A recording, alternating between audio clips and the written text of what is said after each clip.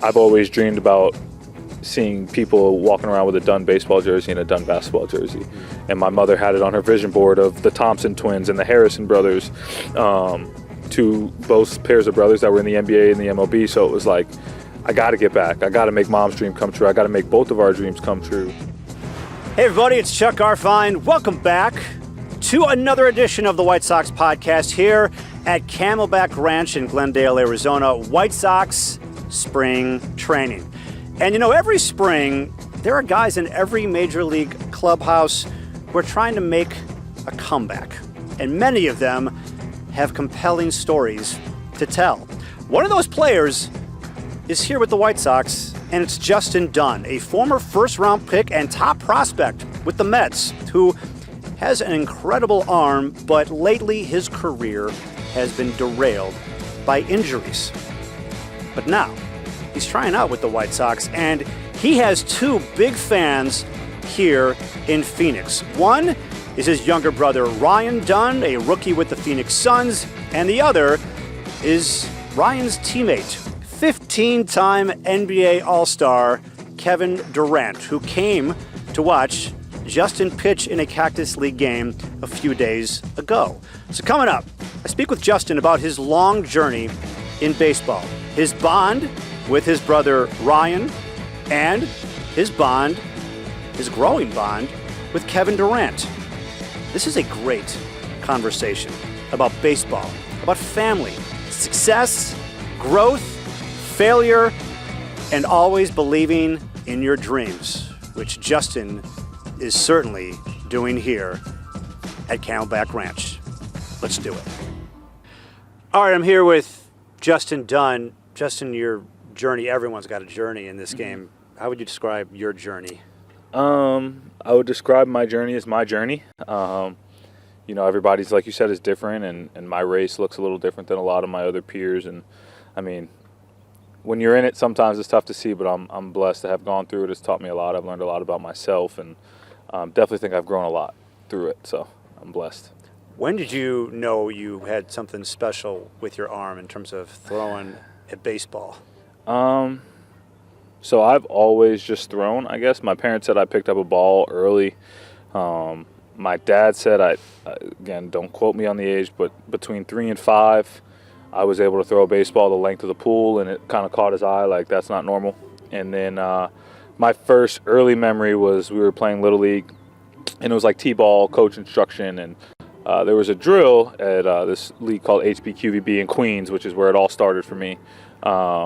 And they had to throw a ball through a tire, and no kids could do it, and I went up and went like 2 for 2. And then the next memory I have, we went to Dave & Buster's with my uncle, and there was a dunk tank, and people were lined up throughout like the entire Dave & Buster's, and they had a clown who was talking crazy. And I don't remember exactly how old I was, but I tugged my uncle's shirt, and I was like, can I go? And he put the $5 up, and the clown was like, look at this little kid. I think he called me Little Romeo to be exact, but not that you've forgotten or anything like that. I forgot the age, but that I'll never forget. Yeah. And he was like, what's Little Romeo gonna do? First shot, boom. He was like, all right, lucky. Next shot, boom. Next shot, boom. And people like were coming up like, do it again. And my dad was like, no, let's go. So I've always thrown things, I guess, is the simple way to say it. And you were inspired by this guy who was heckling you. Did that make you throw it a little better? I wouldn't say inspired. Yeah.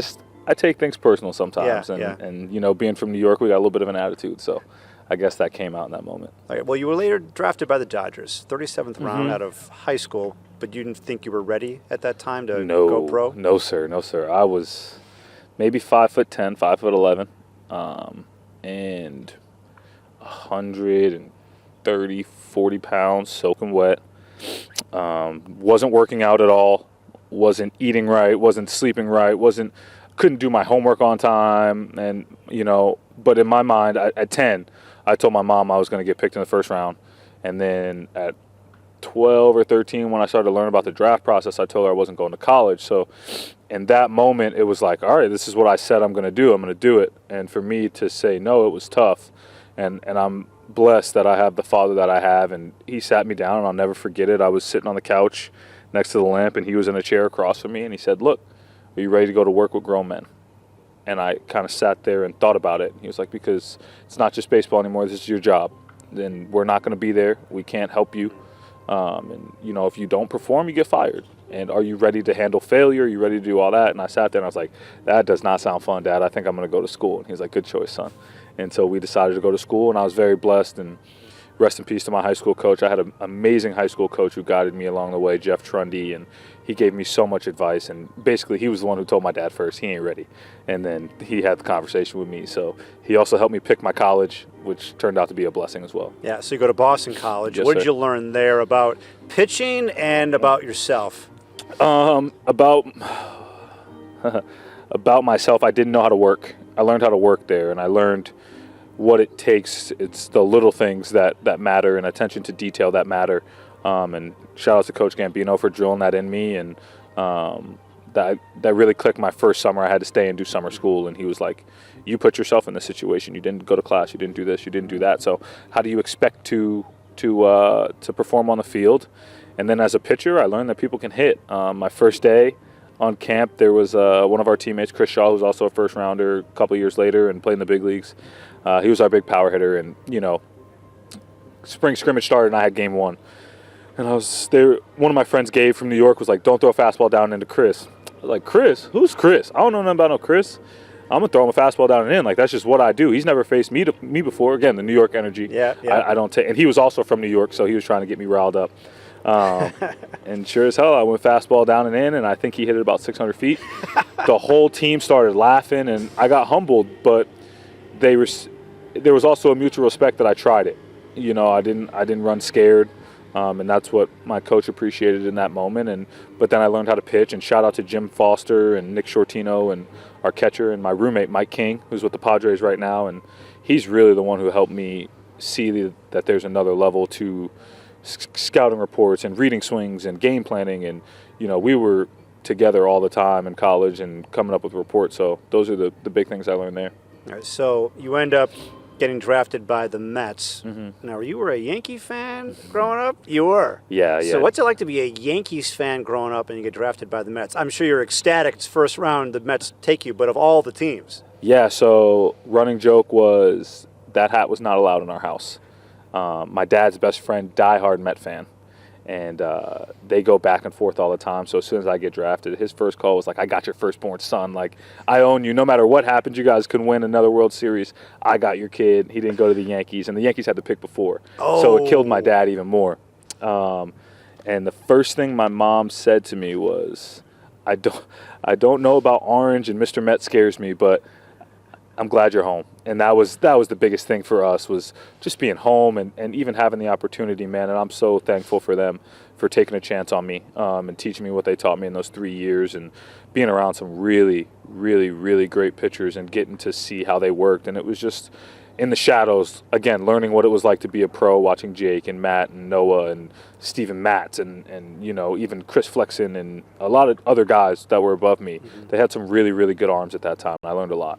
Flexen was here last year with the White Sox. Yeah, love Flex. So you were considered one of the Mets' top prospects, mm-hmm. and you pitched in the Futures game in 2019. Mm-hmm. And when you pitch in a Futures game, when you are one of the top prospects, there's just a heat, there's a spotlight mm-hmm. on you. Were you feeling that, and were you feeling the pressure of that to succeed? No. Nobody can put more pressure on me than I put on myself, and nobody's going to be more honest with me than myself and my dad. Like, he's going to tell it to me like it is. You threw great, you threw bad. You know, there really is no good and bad. There's always lessons. But, you know, like, I'll come out of a game and he'll just be like, I can go 5 with 1 run or 6 with 1 run and 3 walks, and 9 punchies. What happened with the walks, dog? Why are we walking people? You know? And it's always just constant growth, constant improvement. And you know, so there was not, I mean, I felt it a lot in New York, especially because of the media and everything. But once I got to Seattle, I was just kind of free, and it felt nice. Yeah, so you've had a lot of stuff happen in your career. You got traded twice, traded to the Mariners, mm-hmm. traded to the Reds, and you've been dealing with a lot of injuries, mm-hmm. right? How has that affected you physically, mentally, emotionally? Because you are a pitcher, you're a competitor, mm-hmm. and you know what you can do, mm-hmm. and the body at times, a lot of times so far, has let you down. Yeah. think first, when the injury first happened, because it had happened before in New York. This is your shoulder? Shoulder, Yeah. yes. My subscap had torn, and it had happened in New York. So in my head, it was just 6 weeks. I'm going to shut down, build back up. I'll be good to go, because it happened in 2017, my first year in pro ball, and I was good for 4 years. So I was like, all right, I'm good. Just do some rehab, be good. And it just never bounced back. And the crappy part for me was I felt like I was starting to take the jump and understanding, like, okay, I belong, and finding my routine and finding what I was doing that was working for me and getting some really good work. So I was just itching to get back to that. We were in a playoff run.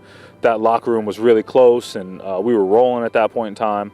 And so that was tough for me. And then, you know, dealing with the ups and downs of it, being able to pitch at times, not being able to pitch at times, and having success, but also having failures, it was more of like, damn, I'm not healthy. I know I'm not healthy, and I'm still getting people out. So can I just get healthy? If I can get healthy with what I know now, with what I've learned, with, you know, the process that I put myself through mentally, to kind of step away and detach from the game, like, it's going to be fun.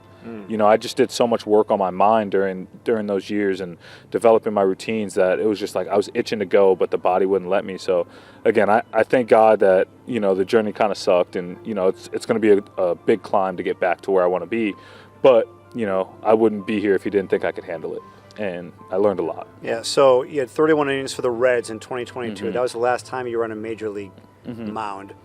And then you had 3 innings in the minors in 2023, and then last year you didn't pitch at all. So where were you last year? I was a lot of different places. I was in New York for the NBA draft. I was in Phoenix rehabbing my shoulder. I was in California for pre-draft combines. It's more about, like, where were you, like, literally? Oh, like, you want to know where I was? Yeah. I was just grinding. I was just grinding, and, you know, I was built off work. You know, I never had anything handed to me in my life. I was a little kid that wasn't supposed to be sitting in this seat, so it was no different. And I have an amazing support system around me that was not going to let me quit, nor was it even a thought in my mind. And I worked with some really great people. You know, shout out to K2, 𝗏 𝗏 who else? The people at Banner Health, Spencer Tatum, and Brian Kane, my mental skills coach, Glenn Mitchell, like my mentor from home, and my family. Like, they kept me grounded and kept me pushing. So meanwhile, you have your younger brother. Yeah. So Ryan goes to University of Virginia, was a great basketball player there, and he would get drafted, ends up with the Suns. And before we get to him and the Suns, describe your relationship with him. How close are you? He's 7 years younger than you. That's my best friend in the world. We talk every day.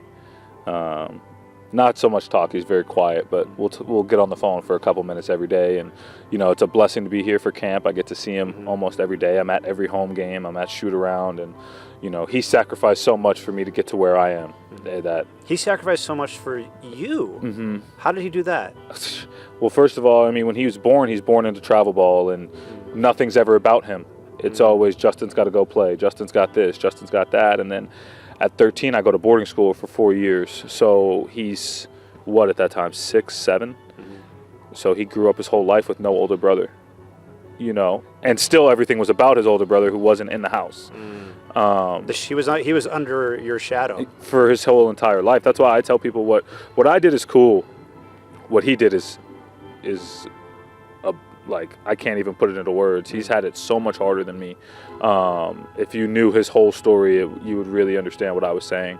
But yeah, just all of that, man, growing up without me. Then I go to college, and, like, he jokes now, like, you didn't bring me to anything. And I was like, you went to college, and you know what happens at college and the fun that's had and some things that go on. And you were 13. What was I going to do with you in college, you know? But it's just great to have these moments now and make up for years lost, even though they were never really lost. He understood the journey I was on, and that was my life purpose, was to show him he can do what he put his mind to. And, you know, I broke down pretty good at draft night when he did it, because it gave my life validation. And for me, it was, even if I never play this game again, I know I did good. It gave your life validation that he got drafted in the NBA. Why? Because no one thought he could. Same as me. You know, quick story is senior year, he's playing probably some of his best basketball. He put in so much work and got so much better. No scholarships. And, you know, I get a call from my mom, and she's like, your brother called me, and he said, Mommy, am I going to go to college? And she was like, you're going to go to college, baby. It's okay. Like, you got it. And he was in tears. And, you know, he always felt like he had to be me. And I would always try to tell him, you don't have to be me. Like, you could be a trumpet player. I don't care. But we're going to push you to be the best trumpet player it is. It doesn't have to be anything in life. Like, I love you. And then just all the ups and downs he's gone through, man, like, I broke down. And, you know, just to show him, it was just God showing me that I did good. And, you know, I was proud of him. So now he's a rookie on the Suns, and he's developed this brotherly relationship, would you say, with Kevin Durant? That's his big brother. Well, you're his big brother. I'm his older brother. That's his big brother, because he's taller than him. For me, man, like, coming through the draft process, my dad and I would always look at the mock drafts and be like, what team's going to take him? And I remember seeing him in Phoenix in one mock. And I said, Dad, if he goes here and can get KD to buy in, like, get KD, like, get under his wing, it's going to do more for him than going to a different team with great development, because it's a lot different when your idol's telling you you're good and giving you that validation. And you know, I knew it from being in different locker rooms, and that's why one of the first things I said to him when I got a chance to finally talk to him, because I try to keep that very separate. That's his teammate, that's his friend, you know, like, I don't want to cross that line. If I see him, we say hello, keep it moving. But one of the first things I said to him was, thank you for everything you do for him. Big, small, in the middle. My mother says the same, my father says the same, and because he doesn't have to do that. If you really think about it, he doesn't have to take anyone under his wing. But that's the person he is, that's the leader he is, and, you know, he takes pride in helping those young kids, and he knows it means more coming from Kevin Durant, the all-time great, than it does from a coach.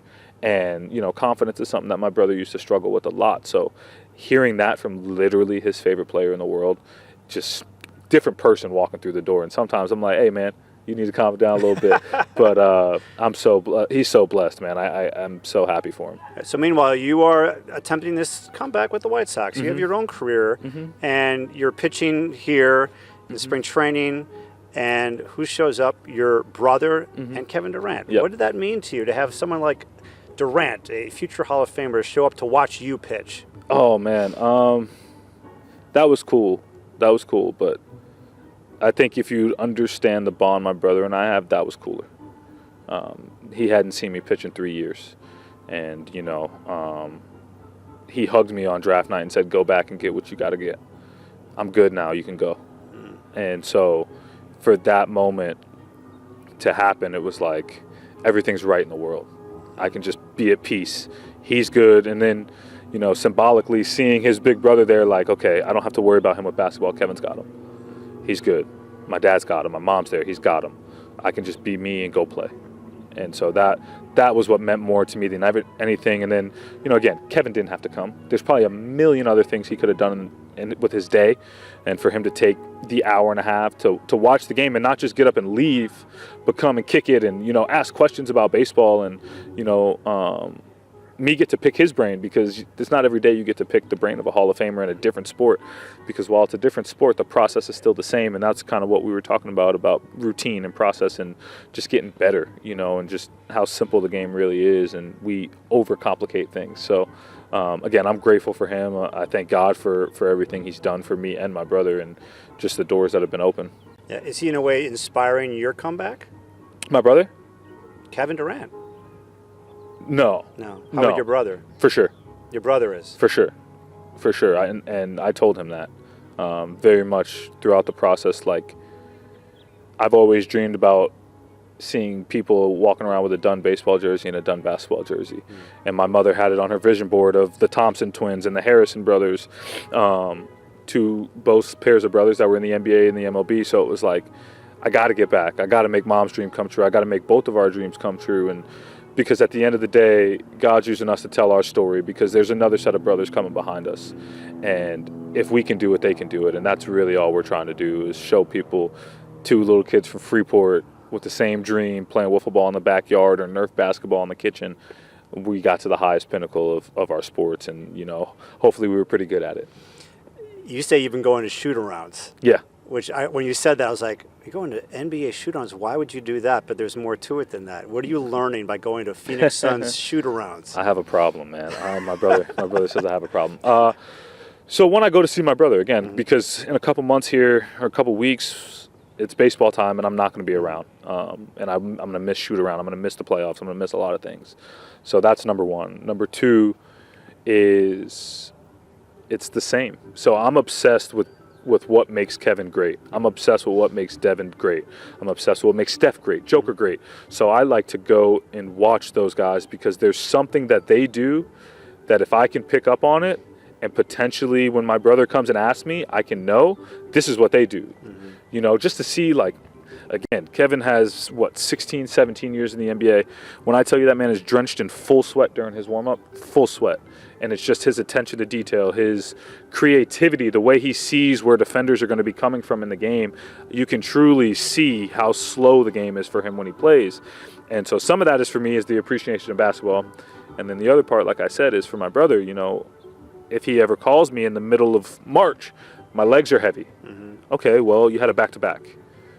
I remember on this day when I watched Kevin off the back-to-back, he might have been out there for 30 minutes. You're out there for an hour. Maybe we got to tune you back.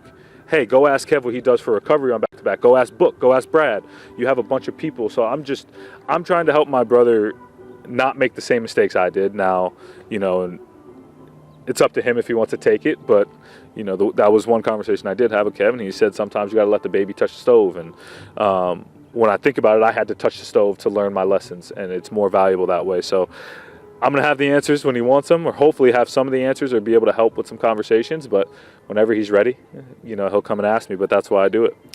What's funny about Kevin is that he always is wearing this White Sox hat. And I've always wondered, like, is he really a White Sox fan, or does he just like the hat? And you pretty much confirmed it. He is a fan of the White Sox. I think it got taken a little out of context. Okay, so he's from D.C. I believe Nationals are his team. Okay. But I know he does wear the hat a lot, and I'm assuming, you know, our hat is in culture is very fashionable hat, yes. You know, and he is a big baseball fan. So I know he enjoys coming to games and stuff like that. But he does wear the hat a good amount. I will say I do see it a lot in the tunnel. And you're going to get him. He's got one. He got a South Side. He's got a South Side jersey. So now the next thing is get out of here with the team for camp and get him a South Side jersey with my number on it. I told him I couldn't give him 67. That's not the number I want to give him. So we'll see what we get. Your spring training number is 67. Yeah, my spring training's number is 67. So hopefully he can break and get a new number here soon and have a fresh one for him signed and, you know, try to get one of his as well. All right. So far as we sit here, I mean, you're pitching really well. Doing okay. Yeah. I mean, I'm just looking at the results, right? I think it's 1 run over 5 innings. How are you feeling right now? I feel great. I'm just enjoying the process. Like I said, I know the guy that touched the ball 2 weeks ago or 3 weeks ago, my first outing in Mesa, is not who I am now, and that guy's not going to be who I am come the end of camp. And that guy's not who I'm going to be at the All-Star break, and that guy's not who I'm going to be at the end of the season. So I'm just really embracing the process of getting better. You know, again, I've been away from the game for 2 years. So I've done so much work on my mind to where the game's not fast for me right now.